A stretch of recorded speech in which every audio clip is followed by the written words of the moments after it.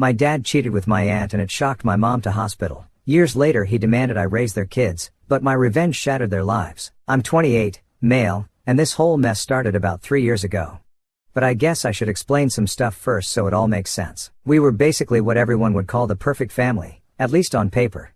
My dad, Richard, 53, male, everyone calls him Rick, started this construction company right after marrying my mom, Sarah. They had been married for 25 years. Mom comes from this big Catholic family in Connecticut. She's got 5 sisters, and they used to be super close, like finishing each other's sentences close. Her younger sister, Rachel, was always around when I was growing up. She was that cool aunt who'd sneak me extra dessert and cover for me when I did dumb teenage stuff. We lived in this nice house in Lexington, like not mega rich or anything, but comfortable. Dad's business really took off when I was around 10, and suddenly we were living pretty good. Family vacations to Disney World every other year, new cars, that kind of thing. Mom was super involved with church stuff and ran these big charity events that everyone in town knew about. Aunt Rachel taught kindergarten at the local elementary school, and all the parents loved her because she was so good with the kids. Every single Sunday, no matter what, we'd have these massive family dinners. Like, everyone had to be there unless you were literally in the hospital. Dad would fire up his fancy grill, the one he spent way too much money on but wouldn't admit it, and all my aunts would bring their special dishes.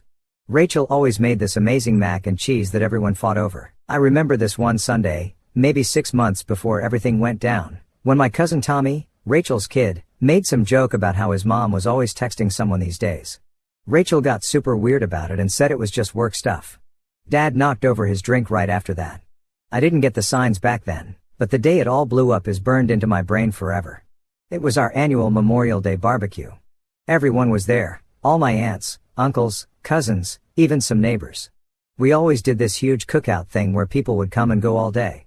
Dad was acting weird the whole time, kept checking his phone and walking away to take work calls, which was strange cause like, it's Memorial Day, what construction work is happening on Memorial Day? Rachel was late, which was super weird for her cause she's usually the first one to show up to help set everything up.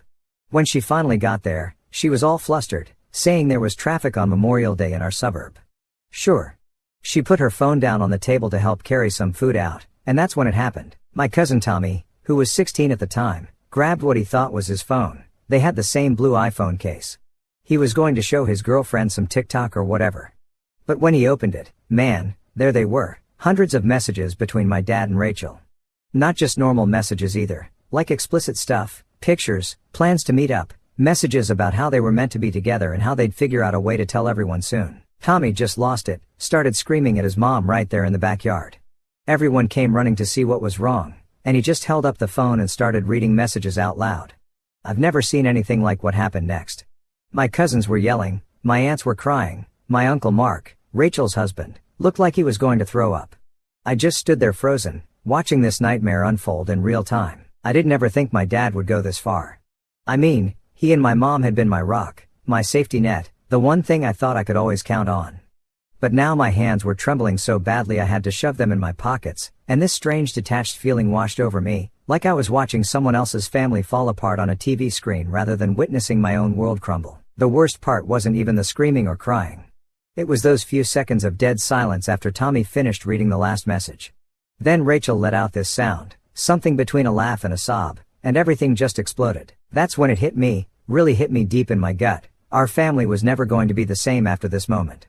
Some things you just can't put back together once they break. And my mom, God, my mom, just stood there like completely frozen. She had this plate of potato salad in her hands, and she just kept holding it, staring at nothing while Rachel tried to grab the phone from Tommy. The potato salad just slowly slid off the plate, and nobody even moved to clean it up.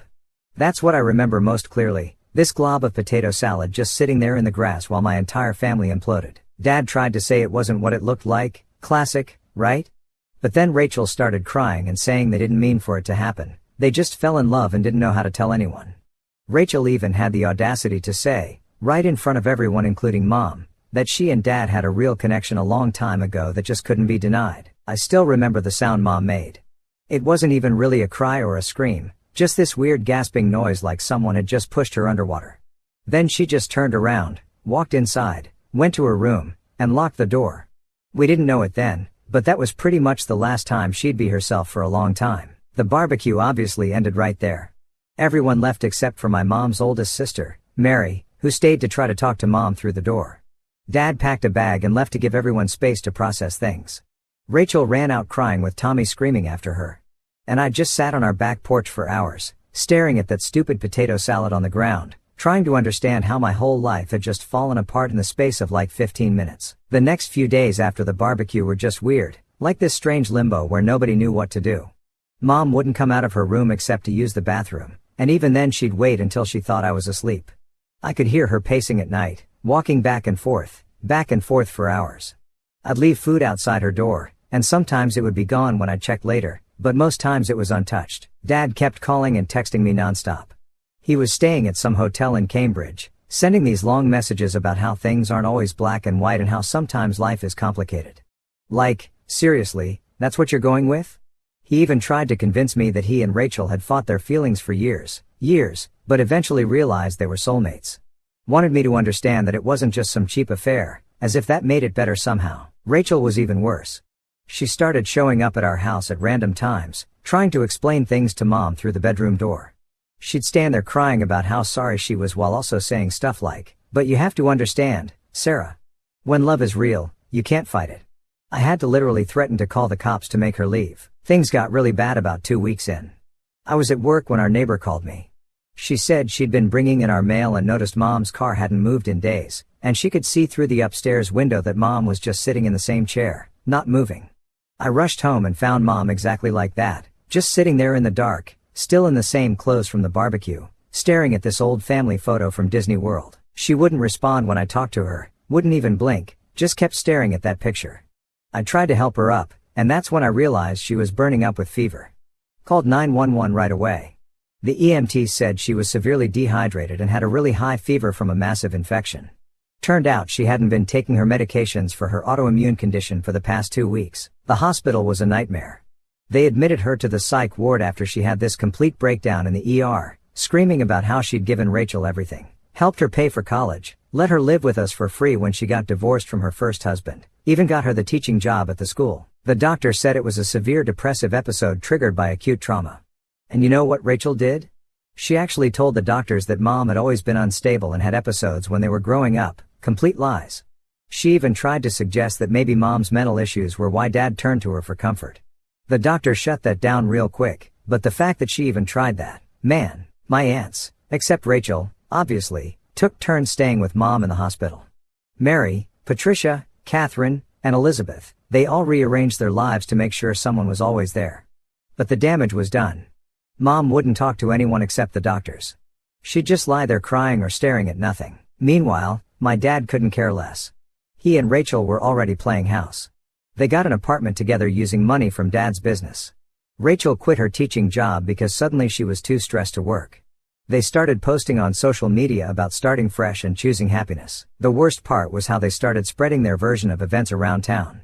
Rachel told everyone at church that mom had driven dad away by being cold and distant, said mom was obsessed with her charity work and neglected dad, even suggested that mom had known about them for months but pretended not to notice because she preferred to play the victim. Tommy, Rachel's son, was having a really rough time. He was living with his dad, Rachel's ex, full-time and refused to see his mom. But Rachel somehow twisted that too, telling people that I had poisoned Tommy against her and dad. Like, no, Rachel, pretty sure you did that all by yourself when you destroyed our families. By the end of the first month, it was clear mom wasn't going to be coming home anytime soon. The doctors recommended a longer-term care facility, so we went to another psychiatric hospital. I had to pack up some of her stuff to bring there, and finding things for her to wear just wrecked me. All these normal clothes, her favorite sweater, her gardening jeans, her Sunday church dress, just hanging there in the closet like everything was fine, like she'd be back any minute to wear them again. That's when I really understood that nothing would ever be normal again. Our family was just gone, and the people who destroyed it were already moving on like nothing had happened while the rest of us were left trying to pick up the pieces they'd shattered. Life got into this weird routine after mom went to the hospital. I'd visit her every Wednesday and Sunday after work. The doctor said having a regular schedule would help her feel more stable.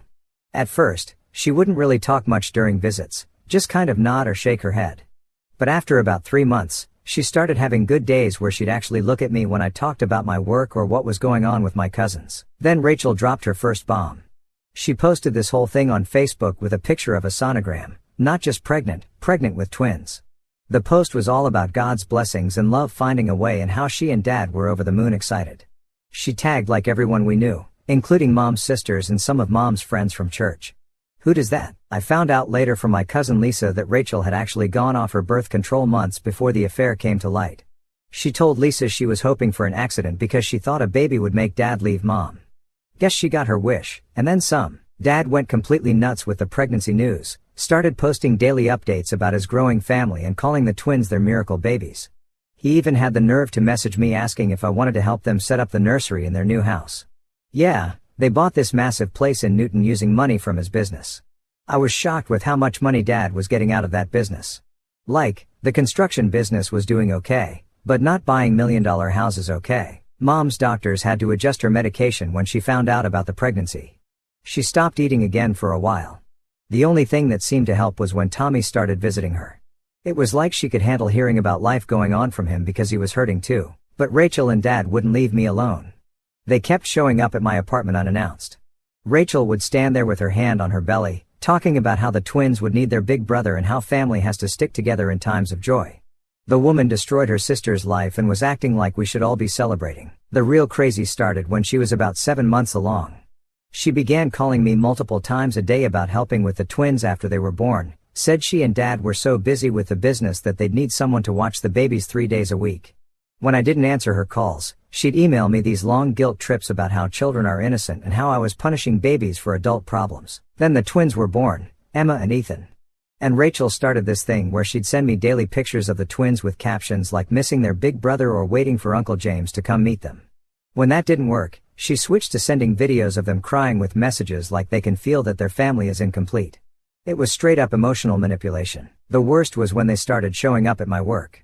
Rachel would come with the twins during my lunch break, crying in the lobby about how expensive daycare was and how they needed family help. My coworkers were super uncomfortable. My boss even offered to call security a few times, but I worried that would just make everything messier. Dad tried a different approach. He started talking about making me a partner in his business, saying he needed someone he could trust to help manage things while he focused on his new family. Said he'd give me a 25% stake if I agreed to come work with them and be there for the twins. Looking back, that offer makes me laugh now, considering what I know about the business. They even recruited people to pressure me. Rachel would tell people at church that I was refusing to acknowledge my own siblings and that I was letting jealousy poison my relationship with innocent children. Some church ladies actually came to my apartment to counsel me about forgiveness and family obligations. I had to switch to a different grocery store because I kept running into these people who tried to lecture me. The thing that really got me, though, was when Rachel started comparing herself to Mom. She'd say stuff like, "I'm being a better mother than Sarah ever was, and at least I'm emotionally available for my children." She even told people that the twins were lucky not to have Mom in their life because they deserved better than her instability. I was absolutely disgusted by her audacity. By the time the twins were 6 months old, Rachel and Dad had this whole fantasy worked out. They wanted me to take the twins every weekend so they could have couple time. Said it would be good practice for when I had my own kids. Rachel even started telling people she was saving a room in their house for me, like she actually thought I'd want to be part of their messed up little world. I kept thinking about Mom sitting in her hospital room, doing group therapy and taking her meds and slowly trying to rebuild herself, while these two played happy family with the proof of their betrayal. That's when I really started paying attention to Dad's business records, not because I was planning anything yet, I just needed something concrete to focus on besides their constant emotional blackmail. So I started looking into the business stuff just to distract myself from all the twin drama. But man, I had no idea what I was about to uncover. Back in college, I'd helped Dad with the books during summer breaks, mostly doing basic data entry and filing stuff. I remembered seeing some weird things but never really thought much about it. I was just a dumb college kid happy to make some extra money. But now, looking at everything with fresh eyes, things weren't adding up, like literally not adding up. I started noticing these patterns in the invoices. They'd have jobs listed for way more materials than what would actually be needed for that type of project. There were also these weird subcontractor companies that kept showing up in the records. I googled them and found nothing, like absolutely nothing. No websites, no business registrations, nothing. But Dad's company was apparently paying them hundreds of thousands of dollars for work. I still had access to most of the company's digital records from when I helped set up their network. Dad never was good with computers and apparently never bothered to revoke my access. Started downloading everything I could find. Bank statements, invoices, payroll records, everything. The more I dug, The worse it got. Found these super sketchy email chains between Dad and some guy named Steve about running it through the usual channels and keeping the paperwork clean. They were talking about cash payments to workers who definitely weren't legal residents. Dad was paying them way below minimum wage and pocketing the difference between that and what he charged clients. But then I found this spreadsheet I found buried in some random folder. It was basically a second set of books showing the real numbers versus what was being reported to the IRS. Apparently, Dad had been underreporting income by millions of dollars over the years. He had this whole system of fake companies set up to make it look like he was paying for services and materials, but the money was actually just going back into his own accounts. Remember that fancy house they bought? Yeah, turns out they used some of that hidden cash for the down payment. Rachel's name wasn't even on the deed, probably because Dad knew putting her name on it would make it easier to trace the money. I also found emails between Rachel and Dad from before everything came out, talking about how they could use the business to start their new life. She was actually helping him move money around even before she officially started working there. There were these long email chains about setting up new bank accounts and transferring funds around. The whole time I was finding this stuff, they were still trying to force me to be part of their lives. Rachel would send these long texts about how the twins were growing so fast and how I was missing precious moments. Meanwhile, I'm sitting there looking at evidence that she helped Dad steal millions of dollars. The more I dug, the more obvious it became that this wasn't just some small-time tax evasion. This was a whole system of fraud that Dad had been running for years. He had fake employees on the payroll, was laundering money through shell companies, and was probably putting people in danger with all the corner cutting on building materials. What really got me was finding out that he'd started ramping up the fraud right around the time he started seeing Rachel. Like he knew he'd need extra cash to set up his new life with her, so he just started stealing more. There were these huge spikes in material costs that coincided with him buying Rachel jewelry or taking her on weekend trips that Mom didn't know about. I started keeping a detailed log of everything I found, downloaded copies of all the bank statements showing the transfers between accounts, found these sketchy offshore accounts that Dad had set up. He was moving money through them, trying to hide it from taxes. All this time I'd been visiting Mom at the psychiatric hospital, watching her slowly try to put herself back together, and these two were not only living it up on fraud money but planning to steal even more. That's when I realized I couldn't just sit on this information anymore. They needed to face consequences for once in their lives. I spent like a week just sitting on all this evidence, trying to figure out what to do with it. Part of me wanted to just anonymously send it all to the IRS and wash my hands of it, but I knew that wouldn't be enough. These people needed to know exactly who had brought them down and why. The final straw came on this random Tuesday morning. I was getting ready for work when Rachel showed up at my apartment at 7 a.m. Didn't even text first. She had the twins with her, both crying, and just pushed her way inside as soon as I opened the door. She looked like a mess, hadn't even brushed her hair, and started going on about how their nanny had quit without notice, probably because they weren't paying her properly. Looking back at it now, she needed me to take the twins for the next 3 days because she and Dad had this super important meeting with potential investors. When I said no, she literally sat down on my couch and refused to leave, started crying about how they were struggling with the business because nobody wants to help family anymore and how the twins needed stability. The whole time she's talking, I'm looking at these two babies who had no idea their whole life was built on lies. I told her she needed to leave. That's when she pulled out her phone and called Dad, putting him on speaker. He started going off about how I was betraying the family and how Mom would be so disappointed in me for not helping my siblings. That was it. That was the moment I snapped. I walked over to my desk, pulled out one of the hard drives where I'd saved everything, and just held it up. Told them I knew everything about the business, the fake companies, the money laundering, the bribes, all of it. Rachel's face went completely white. Dad got real quiet on the phone. Then Rachel tried to play it off, saying I was just confused about normal business practices. Dad jumped in, trying to explain how complicated running a construction company is and how sometimes you have to work around certain regulations to stay competitive. Like, yeah, pretty sure bribing building inspectors isn't a normal business practice, Dad. I laid it all out for them, told them exactly what I'd found. Rachel started panicking, saying I was making stuff up because I was jealous of her new family. Dad switched to threatening mode, saying he'd make sure I never worked in Boston again if I tried anything stupid. That's when I pulled out my phone and showed them the email I'd already drafted to the IRS Criminal Investigation Division, complete with attachments and a detailed timeline of the fraud. Told them I also had copies of everything saved in multiple places, so even if they tried to destroy evidence, it was too late. Rachel completely lost it, started screaming about how I was trying to destroy her children's future, how I was evil for wanting to send their father to jail. The twins were crying, probably scared by all the yelling. She grabbed them and ran out, still screaming about how I was going to regret this. Dad kept calling and texting for hours after that, first trying to reason with me, offering me money to forget what I'd seen. When that didn't work, he switched to threats, said he'd tell everyone I had helped with the fraud, that I'd gone along with everything for years. But I had proof that I hadn't been involved in the company since those summer jobs in college. I waited until exactly 9 a.m. when the IRS offices opened, sent the email with everything I had. I made sure to detail how I discovered it in my limited involvement years ago, just in case Dad tried to drag me into it. Then I called my Aunt Mary, told her everything.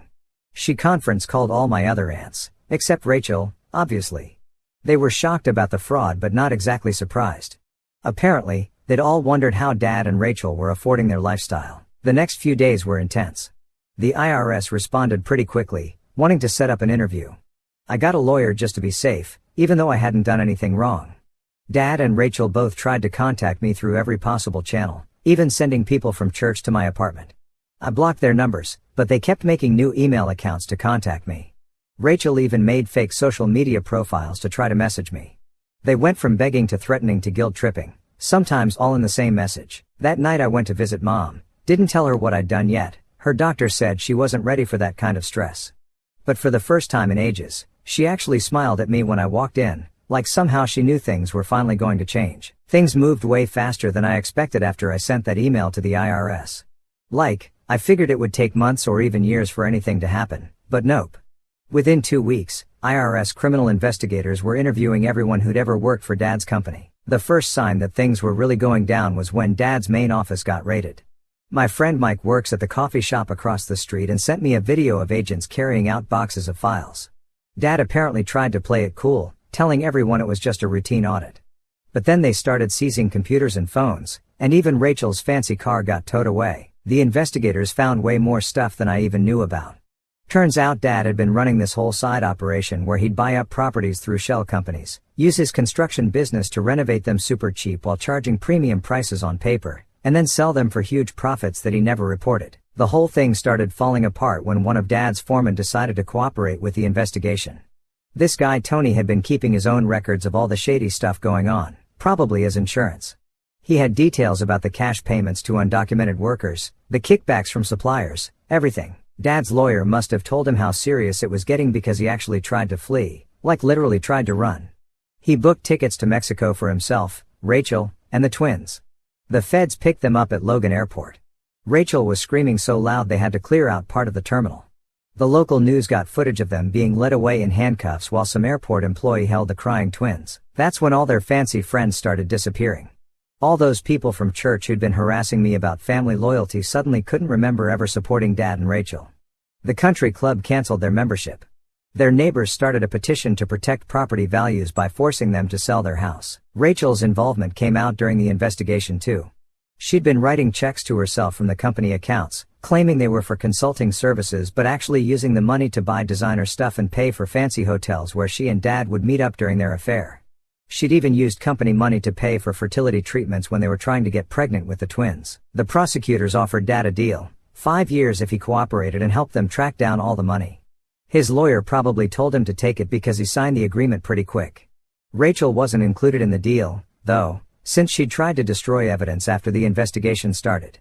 She deleted a bunch of emails and tried to shred documents, not realizing the feds already had copies of everything. Social services got involved because of the twins. They placed them temporarily with Rachel's ex-husband and his new wife, since they already had experience raising her kid Tommy. Rachel completely lost it when she found out. My dad's construction company obviously went under. All the legitimate employees lost their jobs, which I feel bad about. But the investigation found that most of the recent employees were actually just names on paper. Dad was claiming salaries for people who didn't exist and pocketing the money. They seized pretty much everything from them: the house, Rachel's car, their vacation place in Maine, all their bank accounts. The only reason the twins still had clothes and toys was because Tommy's stepmom, Rachel's ex, got married, went to the house before it was seized and packed up their stuff. So while Dad was sitting in federal prison and Rachel was dealing with her own legal mess, the real drama was happening in our extended family and community. This whole situation just split everyone into camps, and people I'd known my whole life started showing their true colors. My cousin Lisa from Mom's side started this private Facebook group for family healing or whatever. It turned into this whole war zone. Rachel somehow got added to it and started posting these long rants about how everyone was abandoning her in her time of need and how her children were suffering without their family support system. The thing is, the twins were actually doing really well with Rachel's ex and his wife Jenny. Jenny's a child psychologist, so she knew how to help them adjust. Tommy was even starting to bond with his half-siblings, which was pretty amazing considering how he felt about the whole situation at first. But Rachel couldn't handle seeing her ex-husband raise her kids again. She started telling everyone that Jenny was trying to replace her as the twins' mother. She even tried to report them to CPS with some made-up stories about neglect.